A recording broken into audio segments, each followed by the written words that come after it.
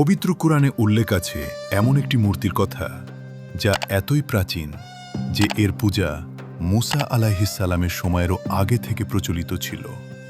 মূর্তিটির কথা এতই বিস্তৃত ছিল যে মেসোপটেমিয়া, মিশর, Canaan, Phoenicia, Carthage, Greece, Rome, আরব এবং আধুনিক বিশ্বের নানা গুপ্ত বিদ্যায় এর নিদর্শন পাওয়া যায়। বলা হয়ে থাকে এটি বাল দেবতার মূর্তি।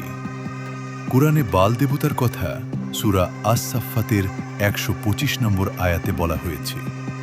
এই আয়াতে হযরত ইলিয়াস আলাইহিসসালাম তার জাতিকে বাল নামক মূর্তির পূজা বর্জন করে এক আল্লাহর ইবাদত করার আহ্বান জানিয়েছিলেন। বাল নামটি প্রোটো-সেমিটিক ভাষা থেকে এসেছে। এর সাধারণ অর্থ ছিল মালিক, অধিকারী বা প্রভু। এটি মোটেও কোনো ব্যক্তিগত নাম ছিল না, বরং এটি ক্ষমতাবানদের জন্য ব্যবহৃত একটি উপাধি বা টাইটেল ছিল।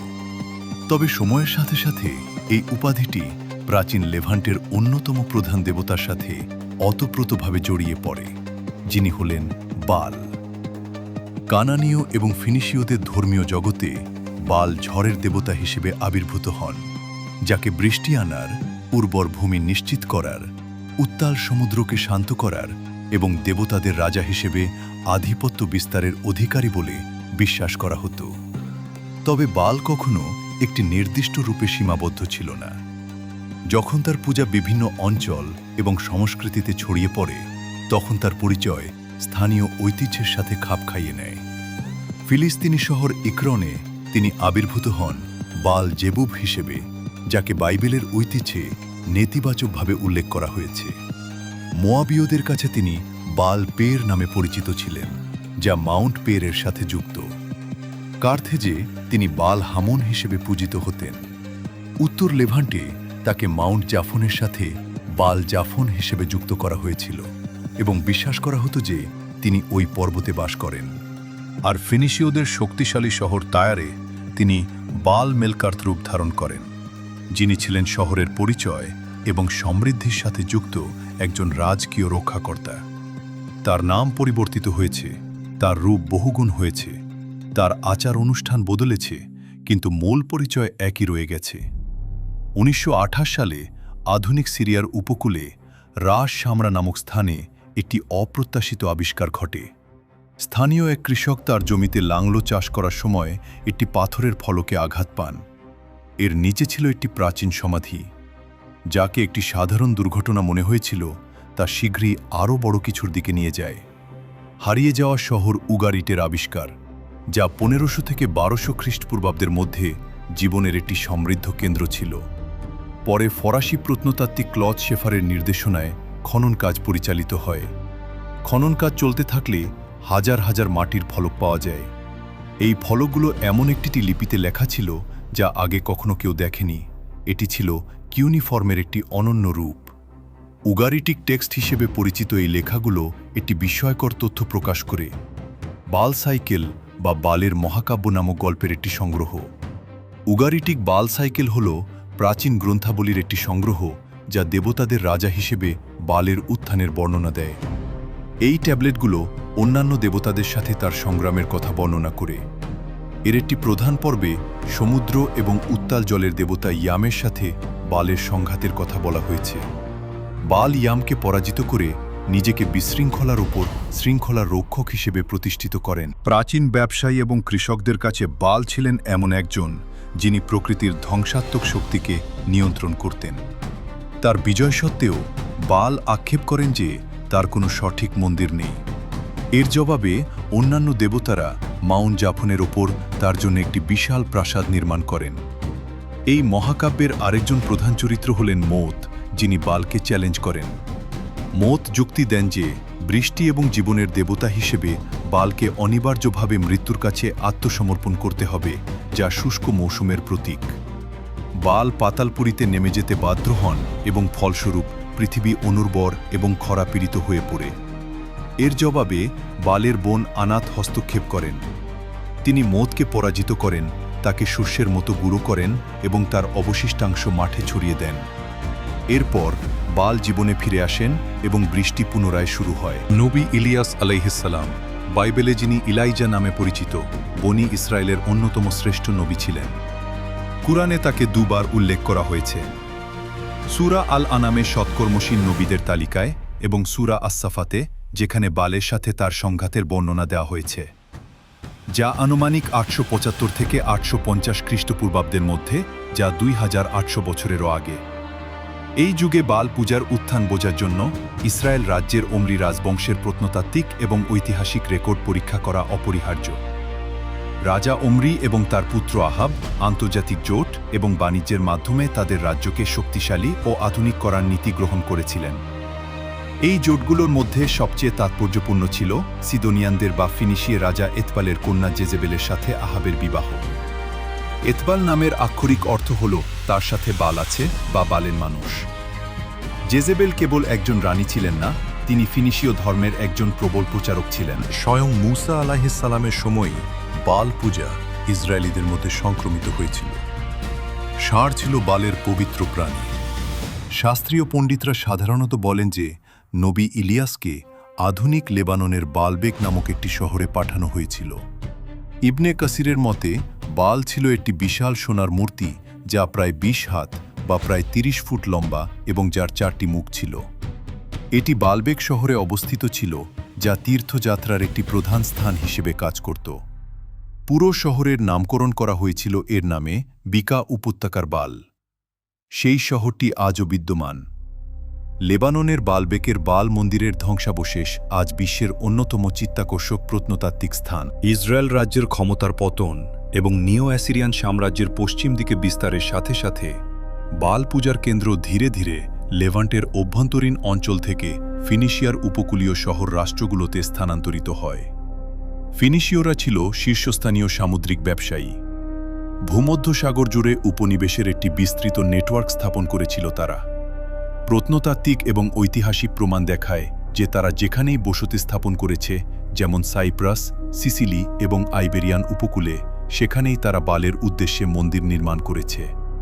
নবম খ্রিস্টপূর্বাব্দে যখন নবী ইলিয়াস আলাইহিসসালাম লেভান্টে পুরোহিতদের মোকাবেলা করছিলেন, তখন আধুনিক তিউনিসিয়ায় কার্থেজ শহরটি প্রতিষ্ঠিত হয়। কার্থেজ শেষ পর্যন্ত পশ্চিম ভূমধ্যসাগরের সর্বশ্রেষ্ঠ পরাশক্তিতে পরিণত হয় এবং রোমের সরাসরি প্রতিদ্বন্দ্বী হয়ে ওঠে। কার্থেজিনিয়ান ধর্মের কেন্দ্রীয় ব্যক্তিত্ব ছিলেন বাল হামন, সেই একই বাল যার পূজা বনি ইসরায়েল করেছিল। এখান থেকেই বালের ইতিহাসের অন্যতম অন্ধকার অধ্যায় শুরু হয়। কার্থেজ ছিল রোমের একটি প্রধান প্রতিদ্বন্দ্বী এবং অনেক রোমান লেখক কার্থেজিনিয়ানদের বিরুদ্ধে ধর্মীয় আচার অনুষ্ঠানে নিজেদের সন্তানদের বলি দেওয়ার অভিযোগ তুলেছিলেন। দীর্ঘদিন ধরে আধুনিক ইতিহাসবিদরা এই দাবিগুলোকে অতিরঞ্জন বা প্রোপাগান্ডা বলে উড়িয়ে দিয়েছিলেন।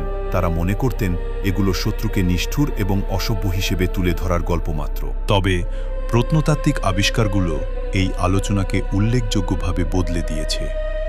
কার্থেজ এবং অন্যান্য ফিনিশীয় স্থানে খননকালে একটি বিশেষ স্থান আবিষ্কৃত হয়েছে যা তোফেত নামে পরিচিত। এটি সাধারণ কবরস্থান থেকে আলাদা একটি নির্দিষ্ট এলাকা। সেখানে হাজার হাজার কলস পাওয়া গেছে, যাতে শিশু এবং ছোট বাচ্চাদের পুরানো দেহাবশেষ ছিল। অস্ট্রিওলজিক্যাল বিশ্লেষণ ইঙ্গিত দেয় যে এই সমাধিগুলো দেবতাদের, বিশেষ করে বাল হামনের উদ্দেশ্যে আনুষ্ঠানিক বলিদানের সাথে যুক্ত ছিল। স্তম্ভগুলোতে প্রায়শই এই শিলালিপিটি খোদাই করা থাকে, প্রভু বাল হামন এবং লেডি তানিতের উদ্দেশ্যে, কারণ তিনি আমার ভয়েস শুনেছেন এবং আমাকে আশীর্বাদ করেছেন। কার্থেজের এই বিকৃত ধর্মতত্ত্বে বাল হামন ছিলেন এমন এক দেবতা যিনি রাষ্ট্রের টিকে থাকার বিনিময়ে মানুষের সবচেয়ে মূল্যবান সম্পদের দাবি করতেন। এটি ছিল রক্তের চুক্তি। যখন শহর হুমকির সম্মুখীন হতো বা কোনো বড় অনুগ্রহের প্রয়োজন হতো, তখন কার্থেজের অভিজাত পরিবারগুলো তাদের প্রথম সন্তানকে উৎসর্গ করত। এটি হল মানব বিচ্যুতির চরম পর্যায়ে, ফিতরাহ বা স্বাভাবিক প্রবৃত্তির সম্পূর্ণ উল্টোপিঠ। গ্রিকদের কাছে প্রাচ্যের ঝড়ের দেবতা স্পষ্টতই ছিলেন জিউস। সিরিয়ার পাহাড়ে তারা জিউস ক্যাসিয়াসের পূজা করত, তা মূলত মাউন্ট সাফনের বালের একটি গ্রিক নাম। রোমানরা যখন লেভান্টের নিয়ন্ত্রণ নেয়, তখন তারা বালের প্রাচীন স্থানগুলোকে রোমান পবিত্র স্থানে রূপান্তরিত করে। এর সবচেয়ে বিখ্যাত উদাহরণ হল বালবেক। 146 খ্রিস্টপূর্বাব্দে রোম কার্থেজ শহর ধ্বংস করে। পরে উত্তর আফ্রিকা জুড়ে রোমান শাসন প্রসারিত হয়। স্থানীয় পিউনিক ধর্ম কেবল হারিয়ে যায়নি, বাল হামনের পূজা অব্যাহত ছিল, তবে রোমান প্রভাবে তাকে ধীরে ধীরে রোমান দেবতা শনির সাথে একীভূত করা হয়। আধুনিক তিউনিসিয়া এবং আলজেরিয়ার অঞ্চলগুলোতে খননকালে রোমান আমলের এবং এমনকি প্রাথমিক খ্রিস্টান যুগের বিপুল সংখ্যক স্যাটার্ন স্তম্ভ পাওয়া গেছে। এই পাথরের স্মৃতিস্তম্ভগুলো দেখতে হুবহু বাল হামনকে উৎসর্গ করা বলিদানের স্তম্ভগুলোর সাথে মিল ছিল। দেখুন কিভাবে বাল একাধিক সংস্কৃতি এবং সভ্যতার মধ্যে তার নাম পরিবর্তন করেছে। আমরা বালের ঐতিহাসিক পটভূমি থেকে দেখতে পাচ্ছি কিভাবে তার উপস্থিতি মেসোপটেমিয়া থেকে বনি ইসরায়েলের ধর্মীয় জীবনে প্রসারিত হয়েছিল এবং কিভাবে তিনি সত্যই হারিয়ে না গিয়ে শত শত বছর ধরে টিকেছিলেন, বরং তিনি নিজেকে মানিয়ে নিয়েছিলেন। গ্রিকদের কাছে তিনি জিউস হিসেবে, রোমানদের কাছে স্যাটার্ন বা শনি হিসেবে পরিচিত ছিলেন এবং তার প্রভাব মিশর পর্যন্তও পৌঁছেছিল। বারবার তিনি ভিন্ন নাম ও রূপে ফিরে এসেছেন এবং মানুষকে, বিশেষ করে বনি ইসরায়েলকে, যারা বারবার তার পূজার দ্বারা পরীক্ষিত হয়েছিল, সত্যিকারের পথ নির্দেশ থেকে বিচ্যুত করেছে। কিন্তু আসলে বাল কে বা কি? তিনি কি শুধু একটি মূর্তি ছিলেন যাকে মানুষ পূজা করত, নাকি এর চেয়েও বেশি কিছু? প্রত্নতাত্ত্বিক প্রমাণে দেখা যায় বালকে সাধারণত একজন শক্তিশালী যুবক হিসেবে দেখানো হতো। তিনি যোদ্ধার মতো দাঁড়িয়ে থাকেন এবং মাথায় শিংযুক্ত একটি হেলমেট পরেন, যা ষাঁড়ের শিংয়ের প্রতীক। তার হাতে প্রায়ই একটি গদা বা বজ্র থাকে, আর কখনো একটি বর্ষা থাকে যার ডগা গাছ বা উদ্ভিদের মতো দেখায়। মধ্যযুগ ও রেনেসাঁ সময়ে ইউরোপে অনেক ধরনের গুপ্তবিদ্যার বই ছড়িয়ে পড়ে, যেগুলোকে গ্রিমোয়ার বলা হয়। এসব বইয়ে আত্মা বা অদৃশ্য সত্তাকে ডাকার এবং নিয়ন্ত্রণ করার নানা পদ্ধতি লেখা থাকত। সেখানে এসব সত্তাকে দৈত্য, আত্মা বা অন্য কোনো বুদ্ধিমান সত্তা হিসেবে বর্ণনা করা হতো। এ ধরনের একটি বিখ্যাত বই হল দ্য লেজার কি অব সলোমন। এটি সপ্তদশ শতকে পরিচিতি পায়, তবে এর ধারণা আরও পুরনো। বইটি নবী সুলাইমান আলাইহিসসালামের সাথে যুক্ত করা হয়।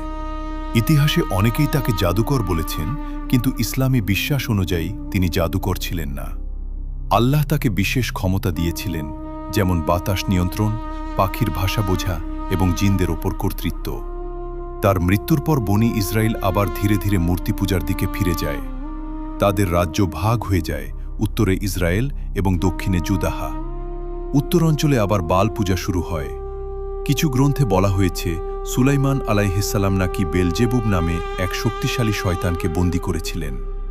এই নামটি বাল বা বালের সাথে সম্পর্কিত, যাকে শয়তানদের একজন নেতা হিসেবে বর্ণনা করা হয়। বালজেবুল নামের অর্থ হল যুবরাজ বাল, এবং এটি ফিলিস্তিনের ইকরন শহরের একটি পূজিত মূর্তির নামের সাথে যুক্ত। এই সব তথ্য থেকে কেউ কেউ মনে করেন বাল শুধু একটি মূর্তি নয়, বরং অদৃশ্য জগতের কোনো সত্তার ধারণা থেকেও এসেছে।